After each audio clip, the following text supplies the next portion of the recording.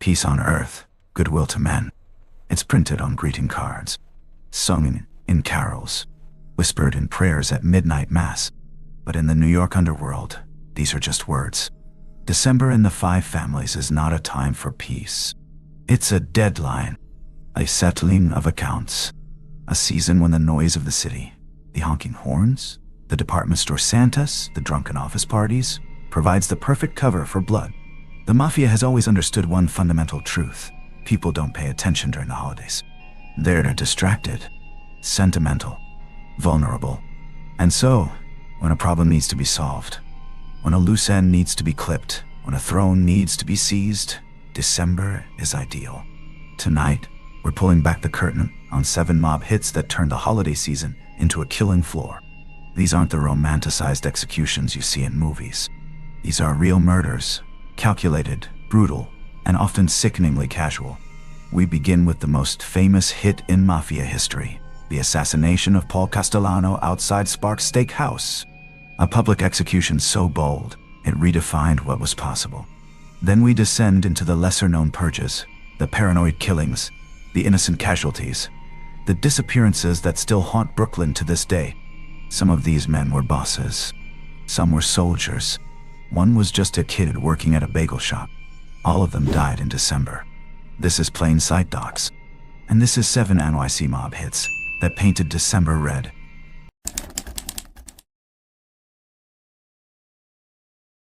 The King on the Pavement, December 16th, 1985. Midtown Manhattan, East 46th Street. The streets are electric with holiday chaos. Office workers in wool coats rush past storefront windows strung with tinsel and blinking lights. Salvation Army bells ring on every corner. Steam rises from hot dog carts. The city hums with the frantic energy of people trying to finish their Christmas shopping, close out the year, get home before the snow starts. And in the middle of it all, a black Lincoln Town car glides to a stop in front of Sparks Steakhouse. The restaurant is an institution. Dark wood paneling, white tablecloths, a place where deals are made, where power is displayed, where the elite of New York, both legitimate and criminal, come to eat porterhouse and talk business. Tonight, the most powerful criminal in America is arriving for dinner. His name is Paul Castellano, and in less than 60 seconds, he will be dead. Paul Castellano was not a street guy. He didn't grow up breaking heads in Little Italy. He didn't earn his stripes robbing trucks or running numbers. He was a businessman, cold, calculating, obsessed with money and control. He became the head of the Gambino family in 1976, handpicked by the dying Carlo Gambino himself. It was a controversial choice. Many in the family felt the throne should have gone to a soldier, a man of action. Instead, they got Castellano, a man who preferred suits to violence, who ran his empire from a sprawling mansion on Staten Island that the FBI called the White House. And that's exactly how he treated it. Castellano rarely came into the city. He held court from his home, summoning capos and soldiers to report like middle managers presenting quarterly earnings. He demanded cuts from every racket, every score, every hustle. He was distant, greedy, arrogant, and he made a fatal mistake. He banned his soldiers from dealing drugs. It was a pragmatic decision. Drug charges brought heavy sentences. Drug cases brought federal heat. Castellano wanted to keep the family insulated, protected, profitable. But the streets didn't care about pragmatism. There was too much money in heroin and cocaine, too much power. And the soldiers who were making millions in the drug trade weren't going to let some boss in a mansion tell them to stop. Among those soldiers was a man named John Gotti. John Gotti was everything Castellano was not. He was loud, charismatic, feared and loved in equal measure. He wore $2,000 suits and held court at the Bergen Hunt and Fish Club in Ozone Park, Queens, where neighborhood kids would gather just to watch him walk by. Gotti was a made man, a capo in the Gambino family, and he was making a fortune from drug trafficking and hijacking operations. But he had a problem. Castellano knew. And worse, Castellano's greed was becoming unbearable. He was demanding larger and larger cuts from the crews, squeezing his own soldiers to fund his lavish lifestyle. Meanwhile, he refused to take risks, refused to meet with his men, refused to show any of the respect that Mafia tradition demanded. Gotti saw an opportunity. And then, Castellano made it inevitable. In late 1985, Castellano and several of his top associates were indicted on racketeering charges. The boss was facing serious prison time. Worse, there were whispers that he might cooperate, that he might cut a deal to save himself. In the Mafia, that's a death sentence. Gotti began to plan. The plan was audacious. Paul Castellano would be killed in public in Midtown Manhattan during the height of the holiday rush. It would be a statement, a message to the 5 families that the old guard was finished, that a new era had begun. Gotti recruited a team of shooters. They were young, hungry, loyal. Among them were Salvatore "Sammy the Bull" Gravano, who would later become Gotti's underboss, and John Carneglia, a stone-cold killer with no hesitation. The plan was simple: wait for Castellano to arrive at Sparks Steakhouse. As he stepped out of his car, the shooters, dressed in trench coats and Russian Ushanka hats to blend in with the winter crowds, would open fire. No warning, no hesitation, no room for error. Gotti himself would be nearby, watching from a car parked across the street. Not to participate, but to witness, to ensure it was done, to claim the throne. At approximately 5:25 p.m., Paul Castellano's black Lincoln Town Car pulled up in front of Sparks Steakhouse. The restaurant windows glowed warmly, decorated with wreaths and garland. Inside, diners were already seated, oblivious to what was about to happen just outside the glass. Castellano sat in the back seat, flanked by his driver, Thomas Bellotti, a loyal bodyguard and underboss. Bellotti stepped out first, moving around to open the door for his boss. That's when the shooters moved. 3 men in heavy coats and fur hats emerged from the crowd. They walked quickly, purposefully, their hands inside their coats. Castellano stepped out of the car, and the night exploded. The first shots hit Bellotti in the head. He crumpled instantly, his body falling against the door of the Lincoln. Castellano froze for a split second, long enough for the shooters to close the distance. They fired 6 shots into his head and torso. The gunfire was deafening, echoing off the buildings, but in the chaos of the city, the honking horns, the Christmas music bleeding from storefronts, it took a moment for people to realize what had happened. Paul Castellano fell face first onto the pavement, his body sprawled in the gutter, his blood pooling on the cold asphalt beneath the glow of holiday lights. The shooters calmly walked away, disappearing into the crowd. Across the street, John Gotti watched from his car. He nodded once. Then he drove away. The scene outside Sparks Steakhouse became a media frenzy. Police swarmed the area. Camera crews arrived within minutes. The image of Paul Castellano's body, covered with a white sheet, lying in the street in front of one of Manhattan's most exclusive restaurants, became front-page news around the world. It was the most public mob hit in history, and it worked. John Gotti became the new boss of the Gambino family. The tabloids dubbed him the Dapper Don and the Teflon Don. He was larger than life, a celebrity gangster who seemed untouchable. But the Castellano hit also marked the beginning of the end for the Mafia's code of silence. The FBI had been watching. The boldness of the assassination gave them the political capital they needed to escalate their war on organized crime. And eventually, it would be Gotti's own underboss, Sammy the Bull Gravano, who would flip, testify, and send Gotti to prison for life.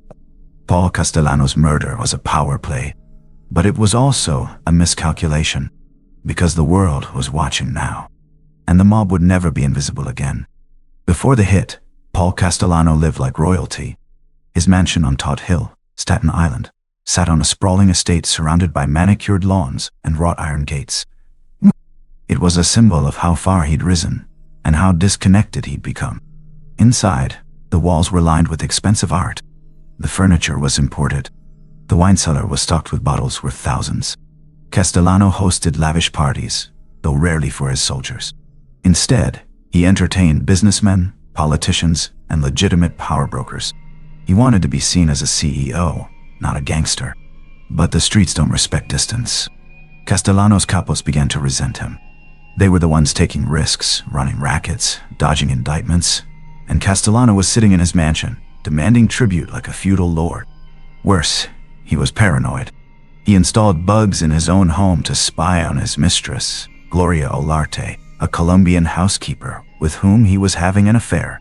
The FBI, in a delicious irony, would later use those same bugs to gather evidence against him. Castellano was a man trapped by his own ambition. He wanted the power of a mafia boss, but the respectability of a legitimate businessman. He couldn't have both.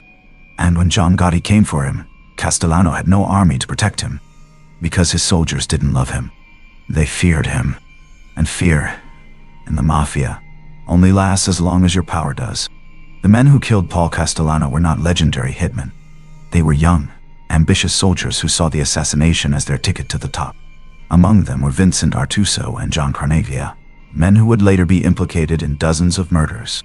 But the real mastermind behind the logistics was Sammy the Bull Gravano. Gravano was a short, stocky killer from Bensonhurst, Brooklyn.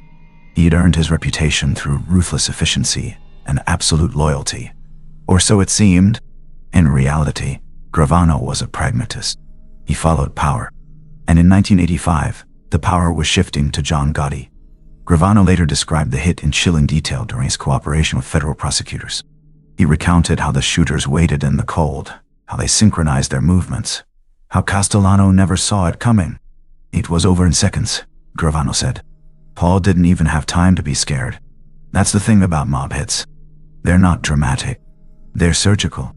Paul Castellano's murder was more than just a hit. It was a public declaration. For decades, the Mafia had operated in the shadows. Hits were done quietly, bodies dumped in trunks, dissolved in acid, buried in construction sites. The mob avoided spectacle because spectacle brought attention. But Gotti didn't care. He wanted the world to know. He wanted the other families to know. He wanted his own soldiers to know. The old boss was dead. The new boss had arrived. And he wasn't hiding. The location mattered too. Sparks Steakhouse was in Midtown Manhattan, the heart of the city's power structure. It was blocks away from Grand Central Terminal, near the Chrysler Building, surrounded by corporate offices and luxury hotels. This wasn't a hit in some back alley in Brooklyn. This was a hit in the center of American capitalism. It was Gotti's way of saying, we run the city, but hubris has a price, and Gotti would pay it.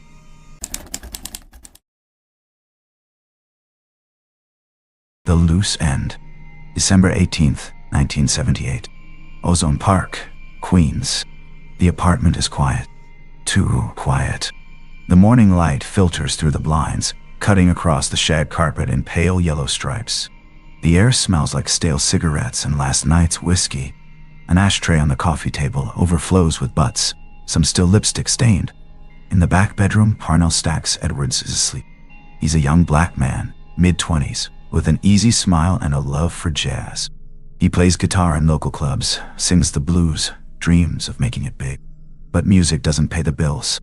So he works for the mob. Stacks is what they call an associate. Not made, not Italian, but useful. He's a driver, a lookout, a guy who can be trusted to do the simple jobs without asking questions. And 11 days ago, he was part of the biggest robbery in American history. $5 million in cash. $875,000 in jewelry, stolen from a cargo terminal at JFK Airport in a precision operation that took less than an hour. It should have been the score of a lifetime. But Stacks made a mistake. And now, someone is standing in his doorway with a gun. December 11th, 1978, was supposed to be perfect. The crew was led by Jimmy Burke, a ruthless Irish-American gangster affiliated with the Lucchese family. Burke was known as Jimmy the Gent because of his habit of tipping generously, a nickname that masked the fact that he was one of the most dangerous men in New York. The plan was flawless. A small team would hit the Lufthansa cargo terminal at JFK, where millions in untraceable cash were stored overnight. They'd be in and out before anyone could react. And it worked. The crew stormed the terminal, tied up the guards, cracked the vault, and loaded the money into a van. No shots fired. No alarms triggered. It was clinical. But there was one critical step left. Dispose of the getaway van. That job went to Stacks Edwards. His instructions were simple. Drive the van to a compactor in Brooklyn, have it crushed, and walk away. Do it immediately. Do it clean. Instead, Stacks went home. He was tired. High. He figured he'd handle it in the morning. So he parked the van in front of a fire hydrant on a residential street in Queens and went to sleep. The next morning, A beat cop noticed the van. It was parked illegally. The plates didn't match the registration. Something felt off. He called it in. Within hours, the NYPD discovered the van was connected to the Lufthansa heist. Inside, forensic teams found fingerprints, hair samples, trace evidence that pointed directly to the crew. And just like that, the perfect crime started to unravel. Jimmy Burke was furious. He'd spent months planning this job. He assembled a crew of professionals, each with a specific role. And now, because one idiot couldn't follow simple instructions, the entire operation was compromised. Burke didn't yell. He didn't make threats. He just made a decision. Stacks had to go. In the days following the heist, the crew began to fracture. Burke was paranoid, and rightly so. He knew the feds would be coming. He knew someone would talk. He knew the only way to protect himself was to eliminate every potential witness. One by one, members of the crew started disappearing. Martin Krugman, the man who tipped Burke off about the Lufthansa cash, vanished in January 1979. His body was never found. Louis Vernon, a Lufthansa supervisor who helped plan the heist, was arrested and sentenced to 15 years. Tommy Desimon, one of the gunmen, later immortalized as Tommy DeVito in Goodfellas, was murdered by the Gambino family in retaliation for an unrelated killing. Burke's motto was simple: dead men don't testify. And Stacks Edwards was at the top of the list. December 18th, 1978. The killer walks into the apartment without knocking. The door was left unlocked. Stacks wasn't expecting trouble. Why would he? He's not a made guy. He's not a target. He's just a driver. The killer moves quietly through the living room, past the coffee table, cluttered with empty beer bottles, past the record player still spinning an old Muddy Waters album. He pushes open the bedroom door. Stacks is lying on his back, one arm draped over his face, snoring softly. The killer raises the gun, a .38 revolver, small and quiet. He fires 6 times. 4 bullets hit Stacks in the head, 2 more in the chest. The sound is muffled by the pillow, but even if it weren't, no one would come. This is Queens. This is the late 70s. Gunfire is just background noise. The killer walks out the same way he came in. Calmly, methodically, a loose end tied off. Parnell Stacks Edwards was found later that afternoon by a neighbor who noticed the door was ajar. The crime scene was unremarkable. No signs of struggle. No forced entry. Just a young man, shot in his sleep, in a dingy apartment in Ozone Park. The NPD knew immediately what this was. Stacks had been the first to be publicly connected to the Lufthansa heist. His fingerprints were all over the van. His name was in the papers. He was the easiest target, and Jimmy Burke had made an example of him. Over the next few years, nearly everyone connected to the heist would either die or disappear. The mob's internal purge was so efficient that by the time the feds built their case, most of the crew was already gone. Jimmy Burke himself was eventually convicted, not for the heist, not for the murders, but for a separate racketeering charge. He died in prison in 1996, never admitting to a single killing. But everyone knew. Stacks Edwards wasn't a gangster. He wasn't a killer. He wasn't even a criminal mastermind. He was a kid who loved music and made one mistake. And in the world Jimmy Burke controlled, one mistake was all it took. The identity of Stacks Edwards' killer has never been officially confirmed, but mob historians and federal prosecutors have long believed it was Tommy Desimon, the same psychotic enforcer who would later be immortalized by Joe Pesci in Goodfellas. Desimon was a made man in the Lucchese family, known for his hair-trigger temper and love of violence.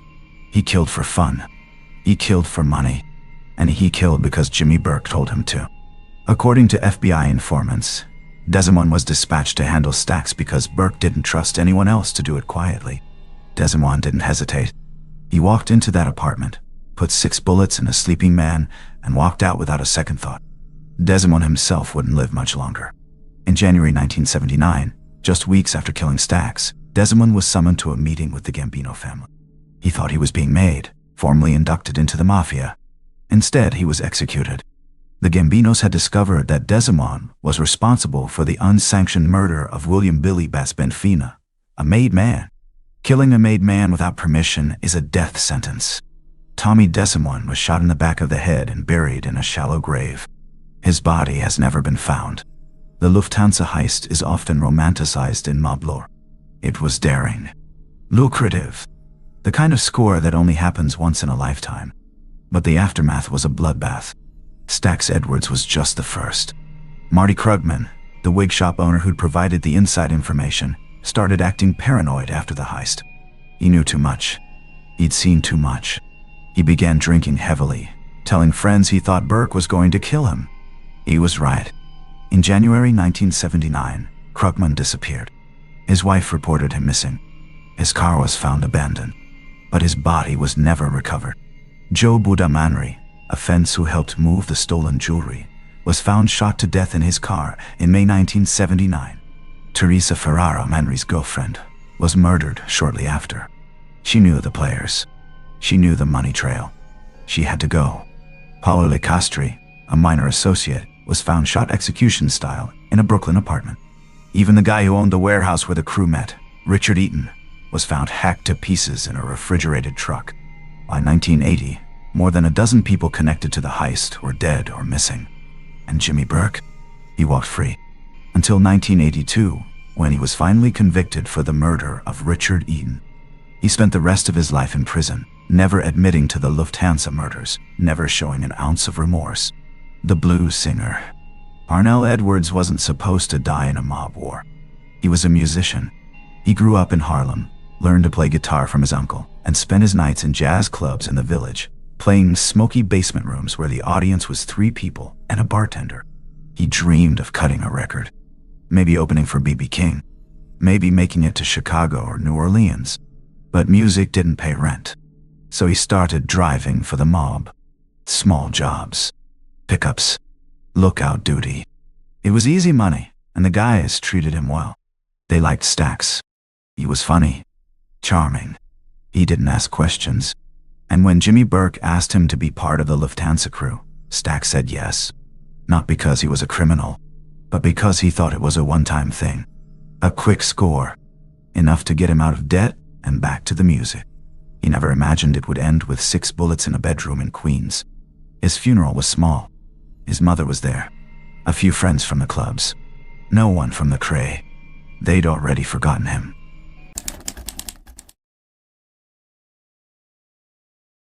The paranoia hit. December 2nd, 1992. Bensonhurst, Brooklyn. The candy store sits on a quiet corner, the kind of place that's been there for decades. Jars of colorful gumballs and jawbreakers line the shelves. The counter is scratched and worn.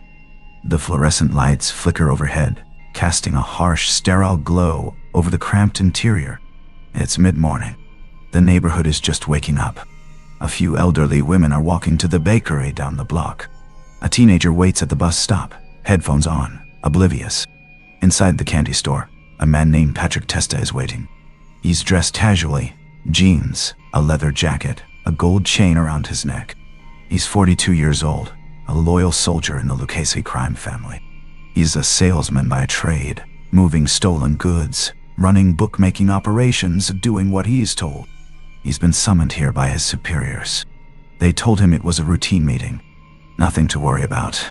But Patrick Testa has been in the life long enough to know that when your bosses call you to a random location in the middle of the day, it's never routine. Still, he came. Because in the Mafia, you don't say no. To understand why Patrick Testa died, you have to understand what the Lucchese family had become by 1992.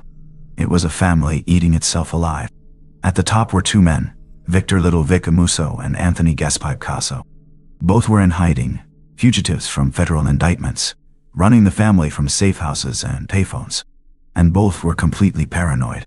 Amuso and Casso believed, rightly in some cases, that they were surrounded by informants.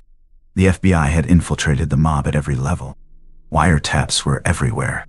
Witnesses were flipping left and right. So Amuso and Casso did what they thought was necessary. They started killing their own men.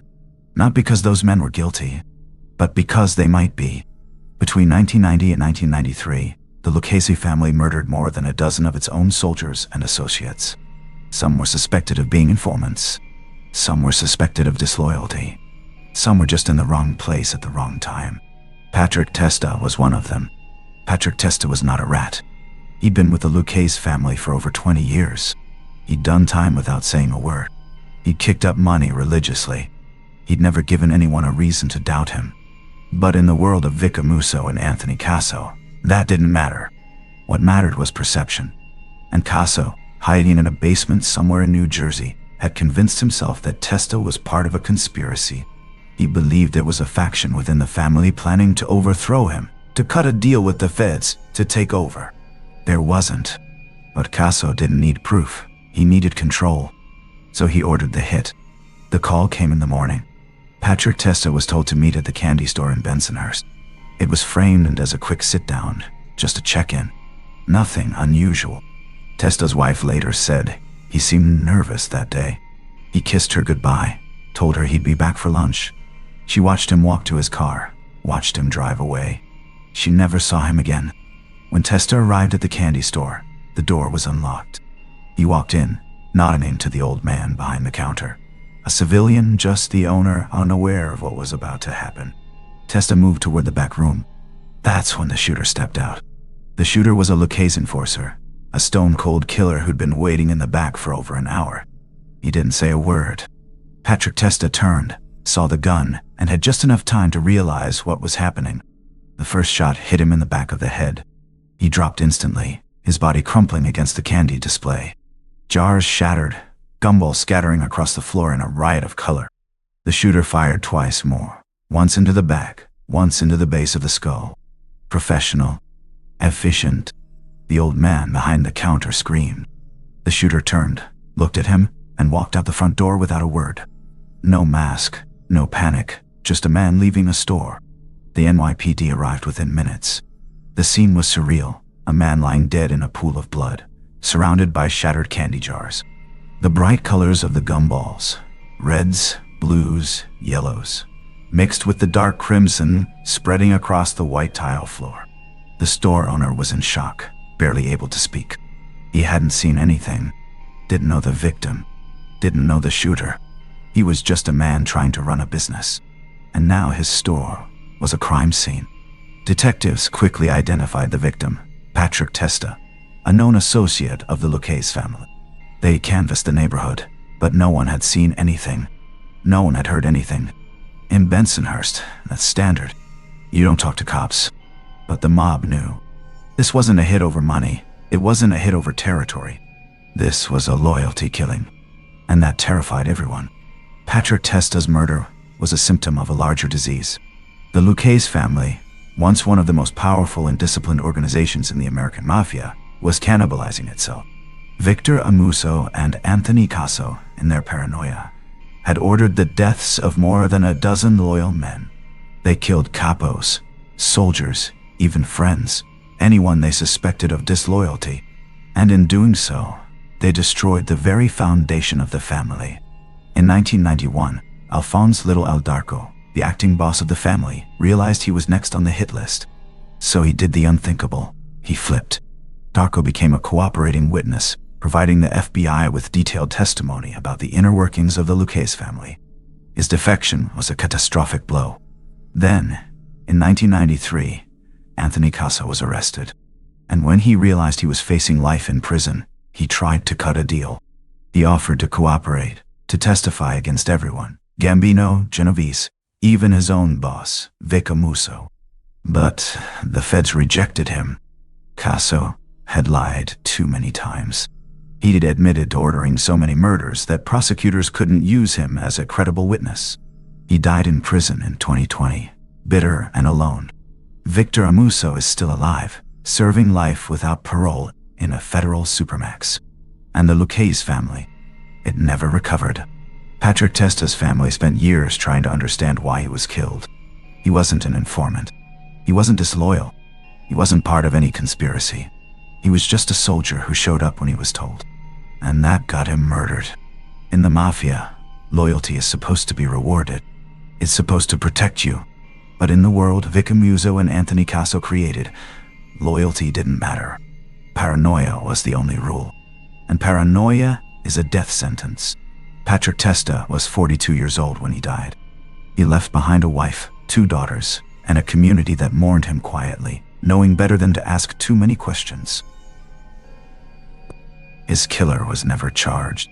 The Lucchese family never acknowledged the hit. And Patrick Testa became just another name on a long list of men killed by their own. His wife still lives in Brooklyn. She never remarried. She doesn't talk about her husband's death. But every December 2nd, she lights a candle. And she remembers the man who went to a candy store and never came home.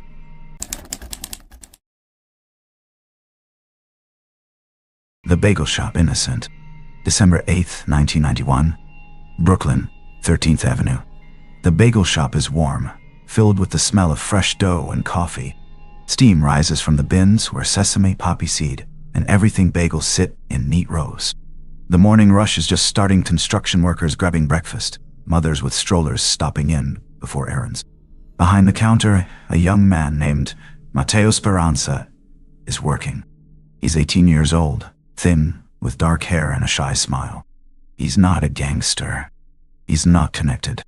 He's just a kid trying to make minimum wage, saving up for community college, helping his mom with rent. He doesn't know that the bagel shop is owned by a Persico loyalist. He doesn't know that the Third Colombo War has turned every street corner in Brooklyn into a battlefield. And he doesn't know that 2 men are about to walk through the door with guns. The Colombo family, by 1991, was in open civil war. On one side was the Persico faction, loyal to imprisoned boss Carmine the Snake Persico and his son, Alphonse Ali Boy Persico. On the other side was the Arena faction, led by Victor Little Vic Arena, the acting boss who believed he deserved the throne. The conflict was about power, pride, and paranoia. Both sides believed the other was plotting their destruction, and both sides were willing to kill anyone who stood in the way. But this wasn't the Mafia of the 1950s, where hits were surgical and calculated. This was a street war. Soldiers were given hit lists, literally. Pieces of paper with names and addresses. The orders were simple. Shoot on sight. If you saw a rival faction member at a deli, you shot him. If you saw him at a gas station, you shot him. If you saw him at a bagel shop, you shot him. And if innocent people got caught in the crossfire, that was just the cost of war. The 2 gunmen who walked into the bagel shop that morning weren't looking for Matteo Speranza. They were looking for anyone connected to the Persico faction. The shop's owner was a known Persico associate. He wasn't a soldier, wasn't even made, but he was loyal. He'd loaned money to Persico guys. He'd let them use the shop as a meeting place. And in the eyes of the Arena faction, that was enough. The gunmen didn't care that the owner wasn't there. They didn't care that the only person behind the counter was a teenage kid. They had a message to send. The bell above the door chimed as the 2 men walked in. They were dressed casually, jeans, jackets, hands in their pockets. They moved quickly, scanning the shop. A few customers were seated at the small tables near the window, sipping coffee. A mother was ordering a dozen bagels for her kids' school lunches. Behind the counter, Matteo Speranza looked up and smiled. "What can I get you?" The first gunman pulled a .38 revolver from his jacket. The second pulled a 9mm, and they opened fire. The sound was deafening. The plate glass window exploded in a shower of safety glass. Customers screamed, diving under tables, scrambling for the door. Matteo Speranza didn't have time to run. The first bullet hit him in the chest, the second in the shoulder. He fell backward, knocking over a tray of bagels, his body slamming against the wall. The gunman kept firing, into the counter, into the ceiling, into the coffee machine. It wasn't about accuracy. It was about terror. When their magazines were empty, they turned and walked out. The entire shooting took less than 15 seconds. Matteo Speranza was pronounced dead at the scene. He'd been hit 3 times. 1 bullet had pierced his lung. Another had severed his aorta. He bled out on the floor of the bagel shop, surrounded by shattered glass and scattered sesame seeds. Then MIPD arrived to chaos. Witnesses were hysterical. Blood was everywhere, and the shooters were long gone. Detectives quickly pieced together what had happened. The shop's owner was a Persico loyalist. This was a Colombo war hit. But Matteo Speranza wasn't part of that world.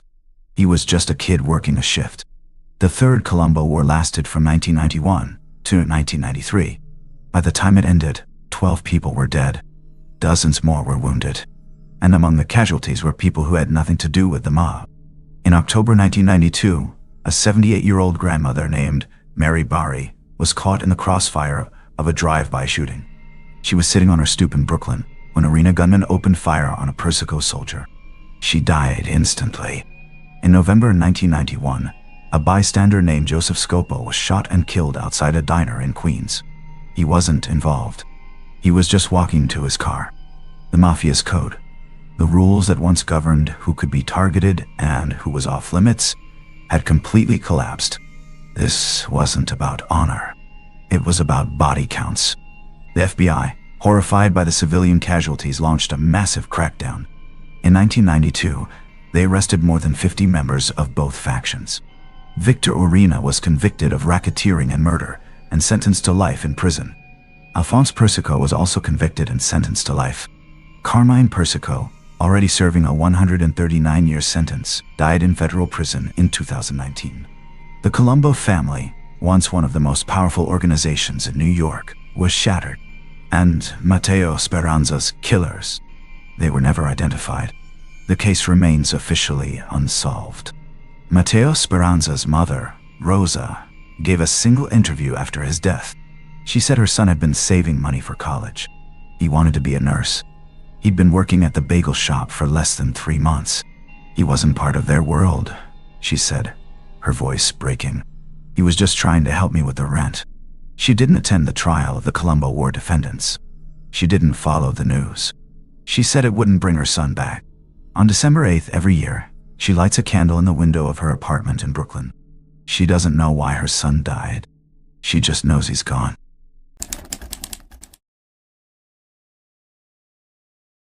The end of the tough guy. December 26th, 1920. Union Square, Manhattan. The streets are slick with slush, the remnants of a Christmas Day snowstorm that left the city blanketed in white. Now, the day after, the snow has turned to gray slush, churned up by trolley cars and delivery trucks.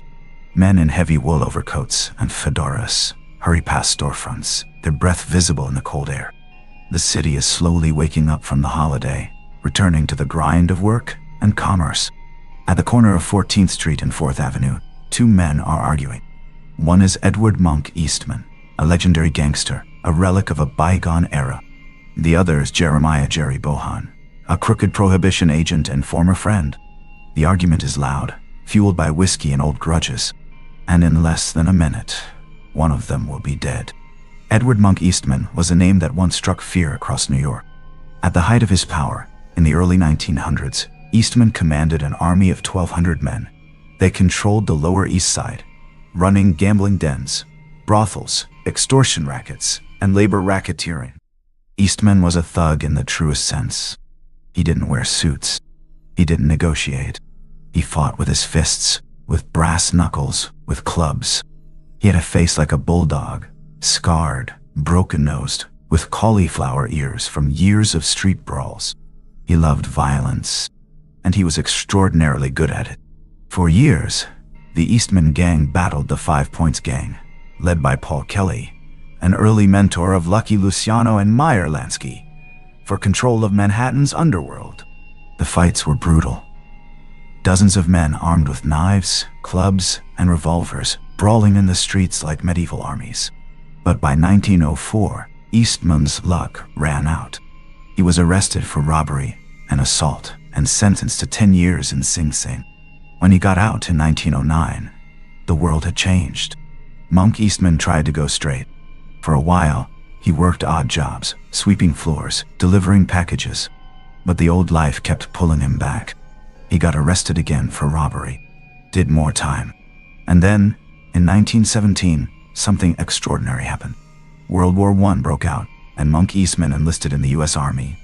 At 44 years old, he joined the 106th Infantry Regiment and shipped off to France. He fought in the trenches of the Western Front, charging through machine gun fire and poison-gassed artillery. He was wounded twice, and he was decorated for bravery. When he returned to New York in 1919, he was a war hero. Governor Al Smith personally pardoned him for his past crimes, restoring his civil rights.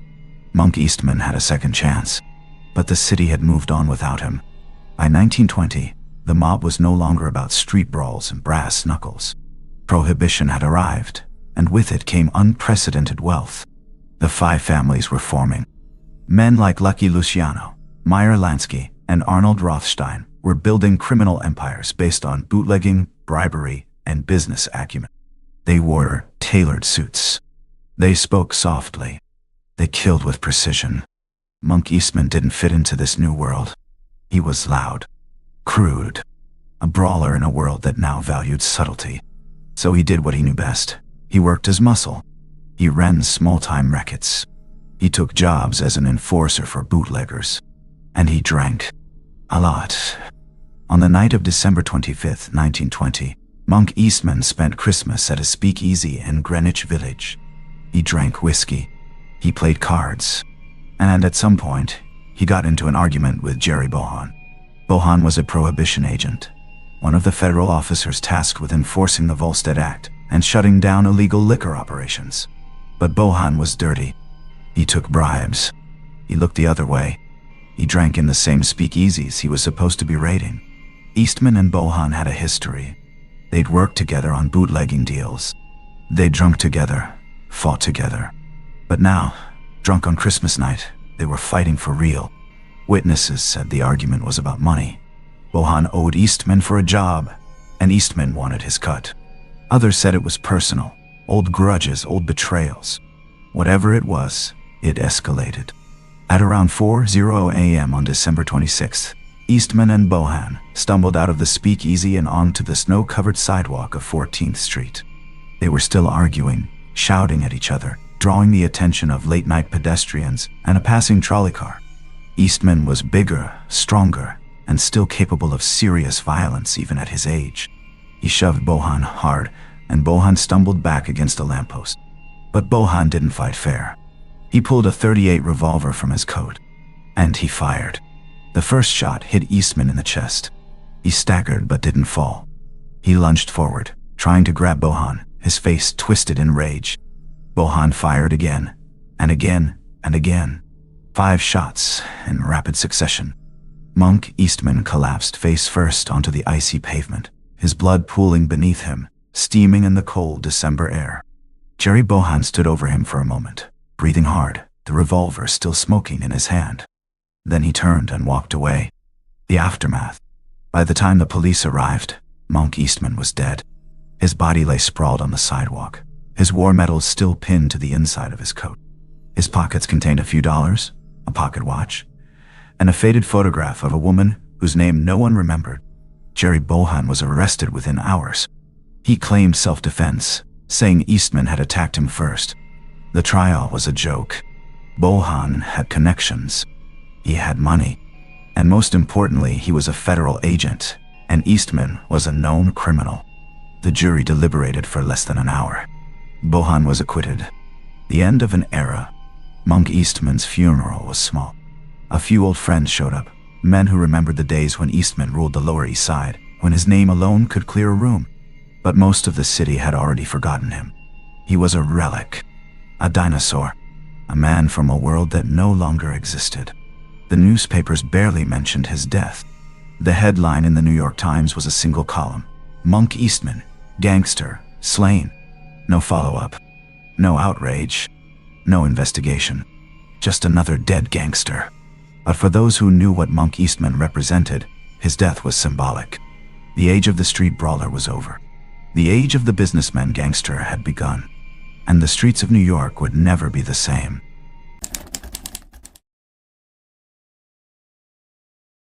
The Christmas Eve Rat. December 29th, 1991. Dyker Heights, Brooklyn. The street is quiet, too quiet for a Sunday morning in one of Brooklyn's most elaborate Christmas neighborhoods. Dyker Heights is famous for its holiday displays, massive inflated Santas, life-sized nativity scenes, thousands of twinkling lights strung across lawns and rooftops. Every year, tourists come from across the city to drive through the neighborhood, marveling at the spectacle.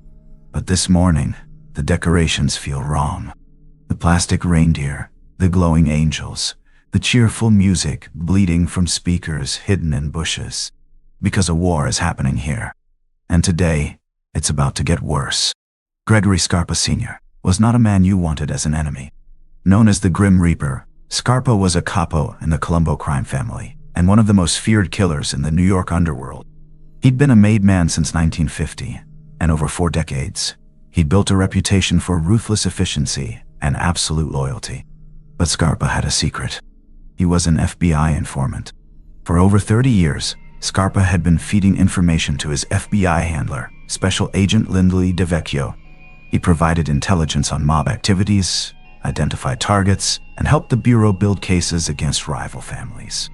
And in return, DeVecchio protected him. Scarpa was allowed to continue his criminal activities: murder, extortion, loan sharking, as long as he kept providing valuable information. It was one of the most corrupt relationships in FBI history, a partnership that would eventually lead to federal investigations, lawsuits, and DeVecchio's own indictment, though he was later acquitted. But in December 1991, none of that had been exposed yet. To the world, Greg Scarpa was simply a loyal Colombo soldier fighting on the Persico side of the Third Colombo War. And he was very good at killing. The Third Colombo War had been raging for months, and Greg Scarpa was one of its most prolific killers. He'd personally murdered at least 3 Orina faction members. He'd orchestrated drive-by shootings. He'd planned ambushes. He was the Persico faction's most valuable weapon. But the Orina faction knew who he was, and they wanted him dead. On the morning of December 29, 1991, Scarpa was driving through Diker Heights with his crew. It was supposed to be a routine day, a few meetings, some collections, nothing unusual. But the Orina faction had been tracking him, and they were ready. Scarpa was behind the wheel of his Cadillac, driving down a residential street lined with Christmas decorations. In the passenger seat was his son, Gregory Scarpa Jr., also a made man in the Colombo family. In the back seat were 2 other soldiers. They were relaxed, talking, laughing. They didn't see the van pull out behind them. The van accelerated, closing the distance quickly. As it pulled alongside Scarpa's Cadillac, the side door slid open, and the shooting began. The first burst of gunfire shattered the driver's side window. Scarpa jerked the wheel instinctively, trying to evade. The Cadillac swerved, tires screeching, clipping a parked car. The van kept pace, the shooter leaning out, firing an automatic weapon, a MAC-10, small and deadly, spitting bullets in rapid succession. Scarpa's son screamed. One of the soldiers in the back seat was hit, blood spraying across the interior. But Greg Scarpa didn't panic. He was a killer, a professional, a man who'd been in more firefights than most soldiers. He reached under his seat, pulled out a .357 Magnum revolver, and while still driving with one hand, he leaned out the window and fired back. The sound was deafening. The 2 vehicles, a Cadillac and a van, roared through the quiet residential streets of Diker Heights, weaving between parked cars, past plastic Santas and inflatable snowmen trading gunfire. Scarpa fired 4 shots. One hit the van's windshield, spider webbing the glass. Another hit the shooter in the arm, causing him to drop his weapon. But the Orina gunmen weren't done. The van swerved hard, slamming into the side of Scarpa's Cadillac, forcing it toward a row of parked cars. Scarpa fought to keep control, but the Cadillac jumped the curb and crashed into a front yard, plowing through a nativity scene. Plastic wise men and shepherds went flying. The car came to a stop against a brick wall, the engine hissing steam. The van screeched to a halt. The side door slid open again, and the shooter opened fire one more time. Greg Scarpa threw himself across the front seat, covering his son. Bullets tore through the Cadillac, shattering windows, punching holes in the doors, ripping through the upholstery. One bullet hit Scarpa in the face. It entered just below his left eye, tearing through flesh and bone, and exited through the side of his head. Scarpa screamed, a guttural, animal sound. And then, remarkably, he sat up, blood pouring from the wound, and fired his revolver again. The Orina gunman, startled that he was still alive, panicked. The van peeled away, tires smoking, disappearing down the street. By the time the police and ambulances arrived, the scene looked like a war zone. Scarpa's Cadillac was riddled with bullet holes. The interior was covered in blood. One of the soldiers in the back seat was dead. Another was critically wounded. Greg Scarpa was conscious, sitting upright, clutching his face, blood streaming through his fingers. His left eye was gone. destroyed by the bullet that had passed through his skull. But he was alive, and he was furious. Greg Scarpa was rushed to Victory Memorial Hospital, where surgeons worked for hours to stabilize him. The bullet had destroyed his eye socket, fractured his cheekbone, and caused massive trauma. He would lose his left eye permanently. But he survived, and within days, still bandaged, still in pain, he was back on the streets, planning revenge. Over the next 3 months, Greg Scarpa went on a killing spree unlike anything the Colombo War had seen. He personally murdered at least 4 Arena faction members. He orchestrated drive-by shootings, ambushes, executions. He became a one-eyed demon, driven by rage and vengeance. The Arena faction was terrified. They'd tried to kill the Grim Reaper, and they'd failed. And now he was hunting them. But Scarpa's rampage had consequences. The FBI, under immense public pressure to end the Colombo War, launched a massive crackdown. Dozens of arrests were made. Both factions were decimated. And Greg Scarpa, despite his relationship with the FBI, was caught in the net. In 1993, he was arrested and charged with murder, racketeering, and extortion. His cooperation with the FBI was exposed, causing a scandal that rocked the bureau. But Scarpa never stood trial. In 1994, while awaiting trial, he contracted HIV, believed to have been transmitted during a blood transfusion after the shooting. His health deteriorated rapidly. On June 4, 1994, Greg Scarpa died in federal custody, his body ravaged by AIDS-related complications. He was 66 years old. The relationship between Greg Scarpa and FBI agent Lindley DeVecchio was one of the most corrupt in bureau history.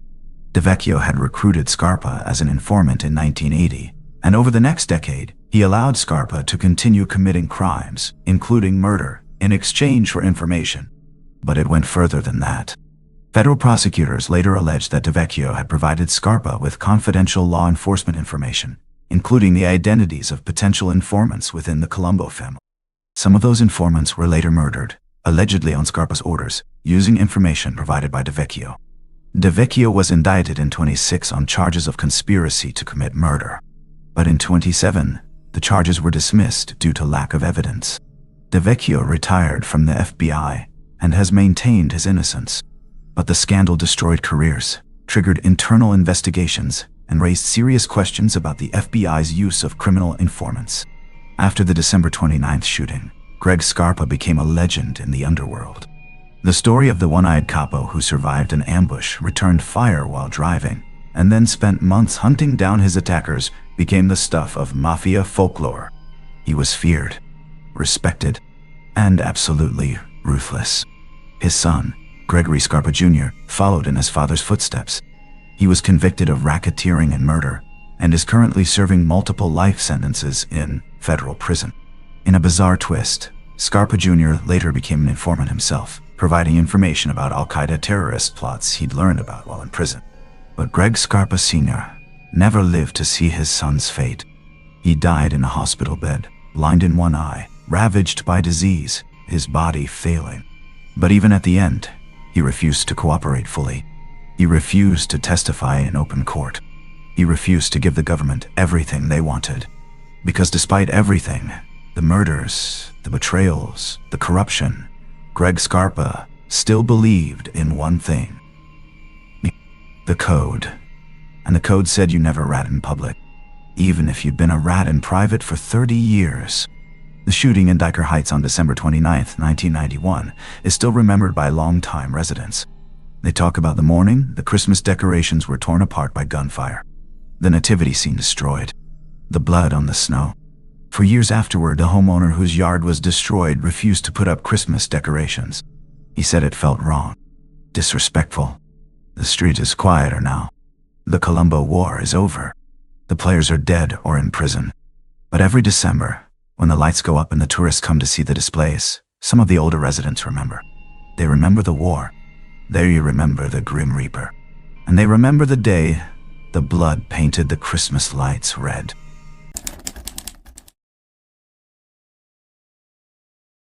The Last Dawn's Message, December 1998, Bay Ridge, Brooklyn. Oliver Ollie Colatello was on his way up. At 38 years old, he was a rising star in the Gambino crime family. He ran lucrative gambling operations in Brooklyn and Staten Island. He had connections, respect, and ambition. Too much ambition. Because in the Mafia, rising too fast is a death sentence. And on a cold December night in 1998, Oliver Culatello disappeared. His car was found abandoned near the Verrazano Narrows Bridge. The door slightly ajar, the keys still in the ignition. His wallet was on the passenger seat. His cell phone was on the floor. But Ollie was gone, and he was never seen again. By 1998, the Gambino family was a shadow of its former self. John Gotti, the flamboyant dapper don who'd seized power by killing Paul Castellano, was serving life in federal prison. His son, John Jr. Gotti, had briefly taken over, but he too was facing racketeering charges. The family was in chaos. Acting bosses came and went. Soldiers were flipping left and right. The FBI had infiltrated the organization at every level. And in this vacuum of power, men like Peter Gotti, John Gotti's older brother, tried to hold things together. Peter Gotti was not his brother. He lacked John's charisma, his cunning, his ability to command loyalty. He was a placeholder, a caretaker, trying to keep the family alive while the feds circled like sharks. But Peter was paranoid. He saw threats everywhere. Informants, rivals, ambitious soldiers who wanted to take over. And he dealt with those threats the old-fashioned way. He had them killed. Oliver Culatello was exactly the kind of man Peter Gotti feared. He was young, smart, and making serious money. His gambling operations were pulling in hundreds of thousands of dollars a month. He had loyal crews. He had connections to other families. And he was ambitious. Culatello never openly challenged Peter Gotti. He was too smart for that. He paid tribute. He showed respect. He attended meetings. But everyone could see it. He was positioning himself, waiting. And in the Mafia, waiting for the boss to fall is the same as plotting against him. On a December evening in 1998, the exact date was never confirmed, Oliver Culatello received a phone call. His wife later told police that he'd seemed nervous. He said he had to meet someone. He didn't say who. He kissed her goodbye and walked out to his car.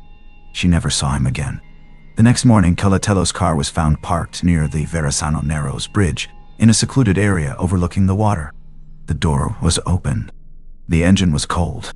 His wallet, containing $400 in cash, was on the passenger seat. His cell phone was on the floor. There were no signs of struggle. No blood. No evidence of foul play. Just an empty car. And a missing man. The NYPD treated Culatello's disappearance as a homicide from the beginning. He was a known associate of the Gambino family. His sudden disappearance fit the pattern of a Mafia hit. Detectives interviewed his wife, his associates, his crew members.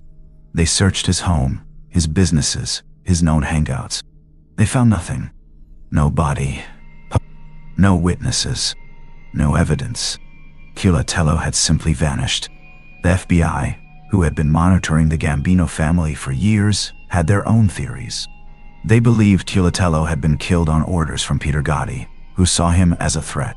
But they couldn't prove it. No one was talking. In Mafia parlance, a white shotgun is a murder where the body is never found.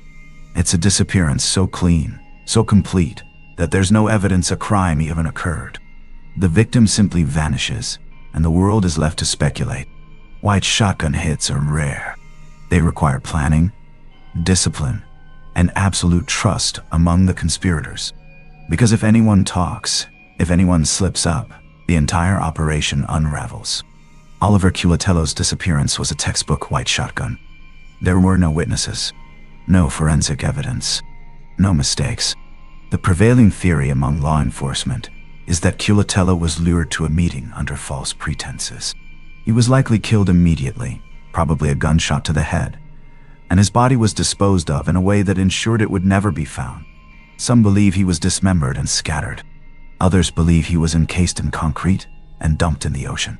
Still others believe he was taken to a mob-controlled construction site and buried in the foundation of a building.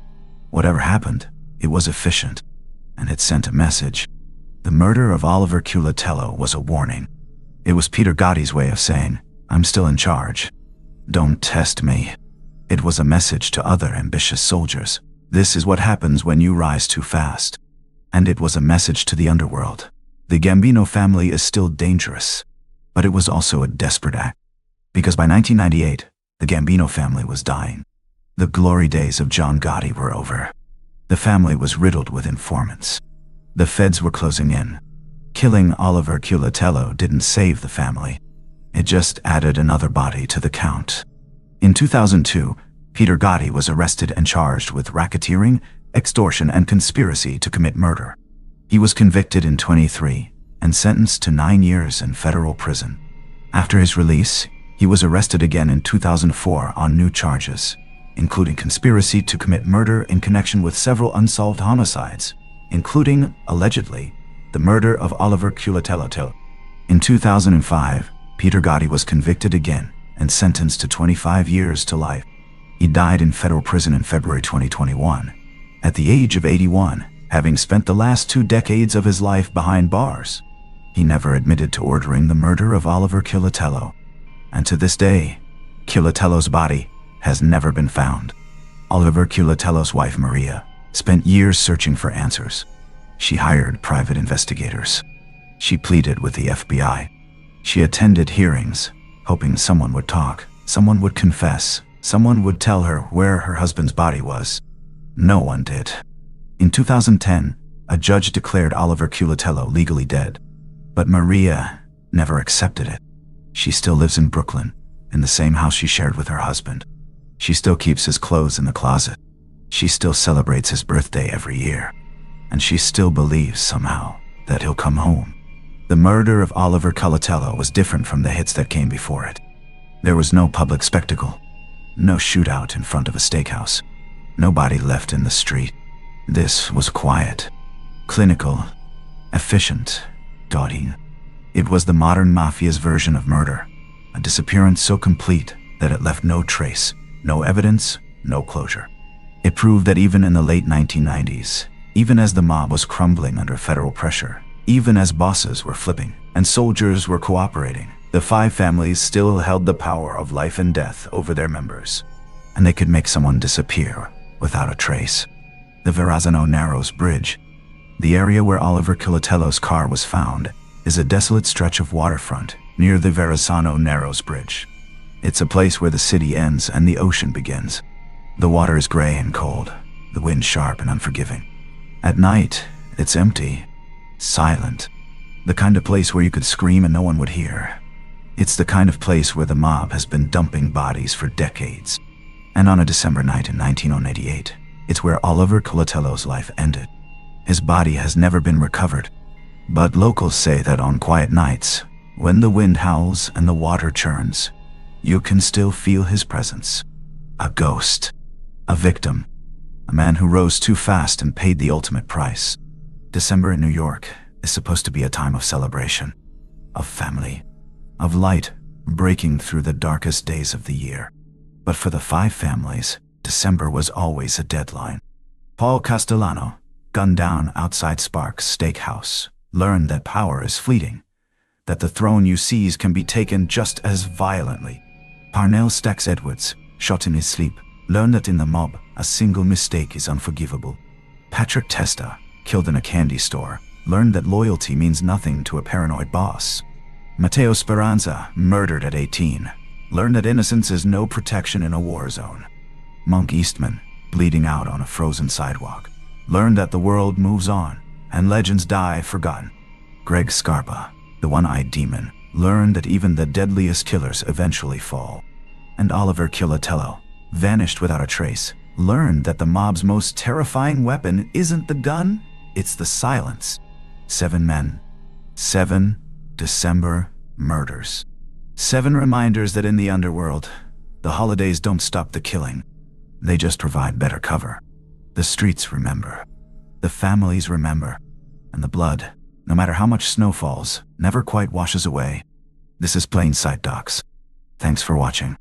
Let us know in the comments, which of these hits do you think marked the true beginning of the end for the American Mafia?